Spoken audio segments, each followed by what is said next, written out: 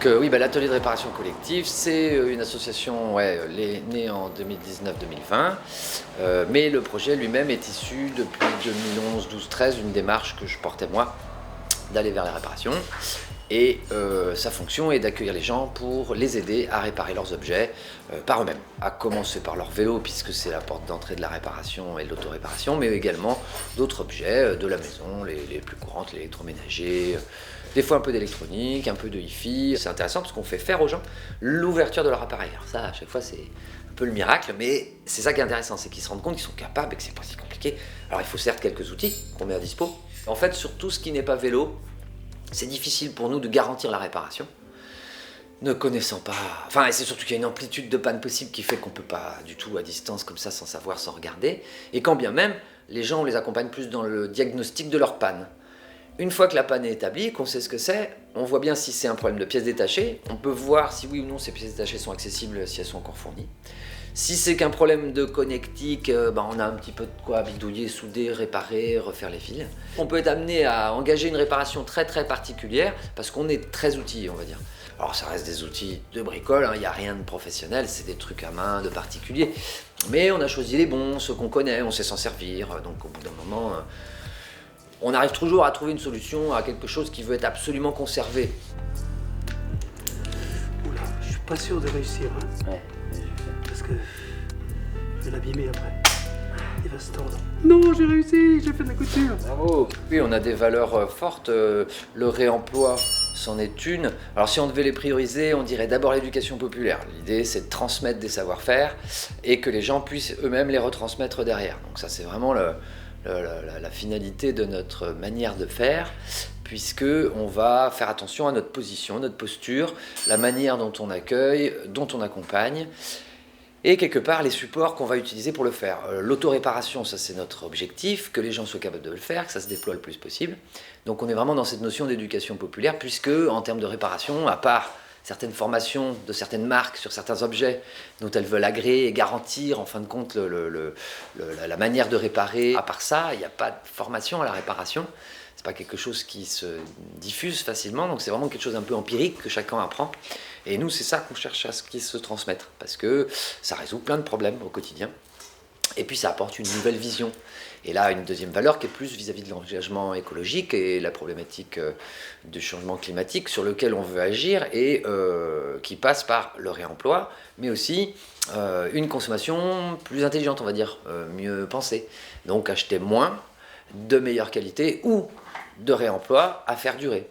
Et notre propos à nous, c'est de dire, non seulement vous avez sûrement déjà, ou il n'y a pas loin, et vous pouvez le remettre en état, voire récupérer quelque chose qui va être plus durable que le neuf qu'on nous vend aujourd'hui, qui a effectivement une péremption assez rapide. Et puis des valeurs, on va dire, humanistes, puisqu'on s'adresse à tous, et on cherche à toucher tous les publics, y compris ceux les plus éloignés ou les moins capables d'accéder à ça. Alors pour des problèmes sociaux, pour des problèmes de genre, pour des problèmes de stigmatisation, handicap, minorité, quelle qu'elle soit, on veut vraiment que tout le monde y ait accès. Donc ça passe aussi par une analyse de comment on accompagne ces personnes et pourquoi elles n'arrivent pas à accéder chez nous.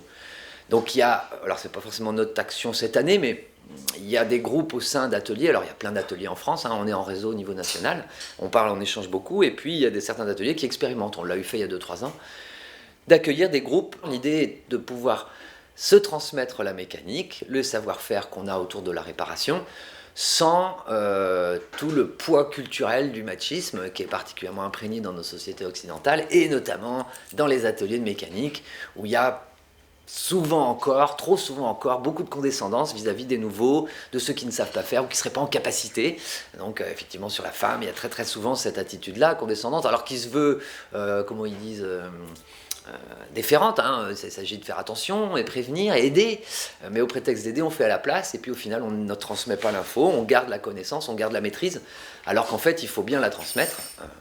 Concernant la force notamment, qui peut être mise en jeu en disant oui mais il faut forcer, il y a plein de techniques pour pouvoir forcer sans force. Le réseau national est spécifique à la réparation des vélos, à l'autoréparation des vélos. Donc il se désigne comme ça, et c'est un réseau qui est très jeune, hein, je crois qu'il date de 2011. Et aujourd'hui, il y a plus de 150 membres au niveau national, alors 150 entités, structures, collectifs, et plus de 200 ateliers identifiés à l'échelle française. Beaucoup sont des jeunes structures, des jeunes gens, jeunes personnes, qui à un moment donné ont, comment dire, une initiative alternative, hein. Beaucoup sont des collectifs alternatifs de jeunes un peu en rébellion et puis qui veulent changer les choses. Donc il y a eu à un moment donné envie entre toutes ces structures et certaines plus anciennes de trouver un moyen d'appui et de reconnaissance nationale, hein. Et aujourd'hui ça fonctionne, le réseau est sollicité par le ministère, il y a une nouvelle réglementation qui est en cours de définition. Notre réseau est associé à la discussion sur le contenu de cette part de REP qui concerne le vélo. Puisque le réemploi des vélos, il s'avère que c'est un des secteurs sur lesquels on peut réemployer le maximum. La réparation, ça me semblait être le summum, d'ailleurs c'est le summum, hein, c'est identifié par toutes les instances nationales, européennes, locales, ils mettent tous en priorité, les institutions. Mais par contre, en termes d'accompagnement, de financement, de soutien, en fait, c'est toujours très dérisoire, voire nul. Là-dessus, il y a des choses, hein, je ne dis pas qu'il n'y a rien, mais sur cette idée que les gens peuvent réparer, les gens peuvent faire durer les objets, ça, pour le coup, c'est contradictoire du capitalisme et de l'orientation générale de notre société occidentale. Donc, quelque part, à ce stade, ils ont beau dire que c'est l'enjeu majeur de réparer, ils n'arrivent pas à trouver comment contraindre les fabricants à ce que ce soit réparable. Alors l'indice de réparabilité dont ils parlent dans la dernière loi me fait beaucoup sourire. J'attends de voir sa mise en œuvre et puis à quel moment ils contraindront. Parce que c'est pas tout d'avoir un indice qui indique que ça va pas, si ça change pas, l'indice sert pas à grand chose. Là maintenant il y a plein de scientifiques qui nous disent qu'on va au mur. Pour moi c'est acquis, pour moi. J'ai pas le sentiment que ce soit acquis pour les décideurs. Et j'ai pas le sentiment qu'ils aient réellement cette intention de changer. J'ai plus le sentiment qu'ils voudraient, mais ils trouvent trop de raisons qui les en empêchent. Sous-entendu, ils ne trouvent pas les raisons qui les motiveraient à changer. D'accord, c'est bien ton système de tournée. Oh là là, mais on apprend des trucs avec toi. C'est formidable. Les gens sont tellement dans la consommation que même quand ils viennent là pour réparer, ils s'attendent à un service, et pas toujours, hein, pas tous, hein. Mais voilà, donc c'est bien de rappeler que, attendez, il y a un projet associatif, est-ce que ça vous intéresse? On ne vous demande pas de le porter avec nous, mais au moins de le soutenir, et votre adhésion est symbole de ce soutien.